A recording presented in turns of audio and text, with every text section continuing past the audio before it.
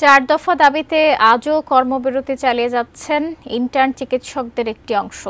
Dhaka medical college হাসপাতালের পরিস্থিতি জানবো সহকর্মী সাব্বির আহমেদের কাছ থেকে। সাব্বির, আমরা জানাচ্ছিলাম যে চার দফা দাবিতে আজও কর্মবিরতি চালাচ্ছেন ইন্টার্ন চিকিৎসকদের একটি অংশ। আপনি ঢাকা মেডিকেল কলেজে আছেন, সেখানে কি অবস্থা দেখতে পাচ্ছেন সব মিলিয়ে জানাবেন।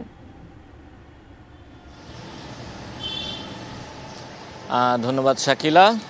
এই মুহূর্তে আমরা রয়েছি ঢাকা মেডিকেল কলেজ হাসপাতালে। ঢাকা মেডিকেল কলেজ হাসপাতালের জরুরি বিভাগের যেই চিকিৎসা সেবা রয়েছে সেই চিকিৎসা সেবা কিন্তু স্বাভাবিক রয়েছে।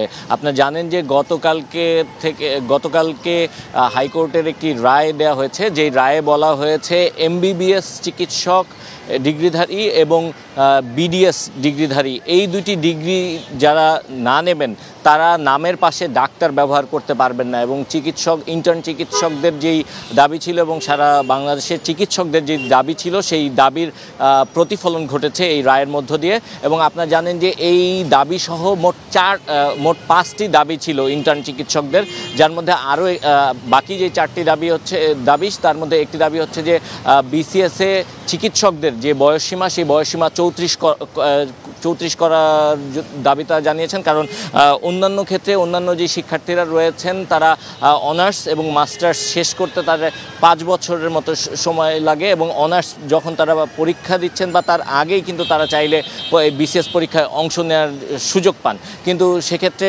চিকিৎসকদের ক্ষেত্রে এই সুযোগ পেতে আরও দীর্ঘ সময় লাগে। আর এ কারণেই তারা বলছেন যে চিকিৎসকদের বিসিএসে যে অংশগ্রহণ সেই বয়সসীমা যেন 34 করা হয়। পাশাপাশি তারা যেটি বলছেন যে সারা বাংলাদেশে চিকিৎসকদের যে সংকট রয়েছে সেই সংকট নিরসনের দ্রুততম সময়ের মধ্যে ন্যূনতম 10,000 চিকিৎসককে নিয়োগ দিয়ে যেই সব শূন্য কোটা রয়েছে সেই শূন্য জায়গাগুলোতে চিকিৎসকদের নিয়োগ দেয়া। কালার এক্সপার্ট, জর্জ স্যাপ এবং মাইল্ড অন হ্যান্ডস টেকনোলজি সমৃদ্ধ অরিক্স ক্রিস্টাল ওয়াশ আপনার লন্ড্রি এক্সপার্ট।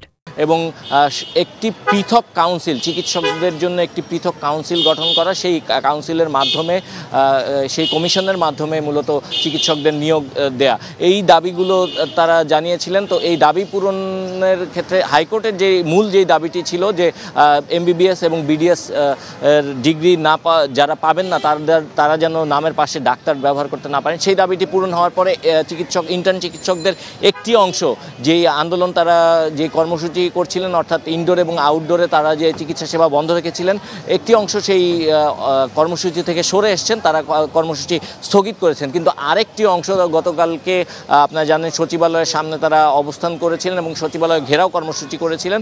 সেখানে পরবর্তীতে তাদের সঙ্গে পুলিশের সংঘর্ষের ঘটনা ঘটে এবং সেই সংঘর্ষের ঘটনায় বেশ কয়েকজন চিকিৎসক আহত হয়েছেন এবং এই আহত হওয়াকে কেন্দ্র করে তারা পুনরায় রাজু ভাস্কর্যের সামনে গতকাল রাত 9টার দিকে তারা জড়ো হন এবং জড়ো হয়ে তারা বেশ কিছু কর্মসূচি ঘোষণা করেন। এবং তারা যেটি বলেছেন যে সারা বাংলাদেশে তাদের যে ক্লাস রয়েছে সেই ক্লাস তারা বর্জন করবেন এবং ইনডোর এবং আউটডোরে যে চিকিৎসা রয়েছে সেই চিকিৎসাও তারা বন্ধ রাখবেন। কিন্তু এটি একটি অংশ, ইন্টার্ন চিকিৎসকদের একটি অংশ, একটি স্টিয়ারিং কমিটি রয়েছে ইন্টার্ন চিকিৎসকদের, সেই কমিটির পক্ষ থেকে এটি বলা হয়েছে। কিন্তু অন্যান্য চিকিৎসকরা এই দাবি মেনে নিয়ে তারা তাদের কাজে ফিরে গেছেন এবং ঢাকা মেডিকেল কলেজ হাসপাতালেও আজকে জরুরি বিভাগে এই মুহূর্তে অন্তত এ ধরনের কোনো কর্মবিরতি বা কোনো কিছু নেই, কোনো শাটডাউন অবস্থা নেই বা অচল অবস্থা নেই। এখানে জরুরি বিভাগে চিকিৎসা সেবা কার্যক্রম স্বাভাবিক রয়েছে এবং একটি অংশ যারা হচ্ছে এই শাটডাউন কর্মসূচি চালু রেখেছেন তারা হয়তো